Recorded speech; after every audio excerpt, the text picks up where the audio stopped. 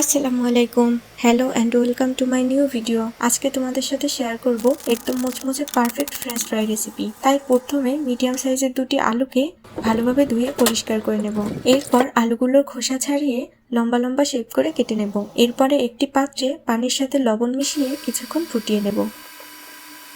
এরপর দিয়ে দেব কেটে রাখা আলুগুলো এবং কালারের জন্য হালকা হলুদ গুঁড়ো।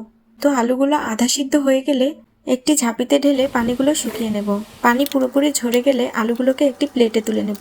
এরপরে একটি কড়াইয়ে তেল গরম করে এর ভিতরে আলুগুলোকে আস্তে আস্তে দিয়ে দেব। এই আলুগুলোকে আমরা পুরোপুরি ভাজবো না, হালকা ভেজে তুলে ফেলবো, কারণ এটাকে আমরা ডাবল ফ্রাই করব। এরপরে বাকি আলুগুলোকে দিয়ে দেব এবং আগের মতো হালকা করে ফ্রাই করে নেব। এরপরে সবগুলো আলুকে একত্র করে এর ভিতরে একটু চাট মশলা দিয়ে ভালো করে মেখে নেব এবং এ পর্যায়ে আলুগুলোকে পুনরায় লাল লাল করে ভেজে নেব। এভাবে ডাবল ফ্রাই করার কারণে আলুগুলো অনেক ক্রিস্পি ও মজাদার হয়। তো আলুগুলো পুনরায় লাল লাল করে ভেজে একটা বাটিতে তুলে নেব এবং এই পর্যায়ে অ্যাড করব হালকা চটপটির মশলা ও ম্যাজিক মশলা।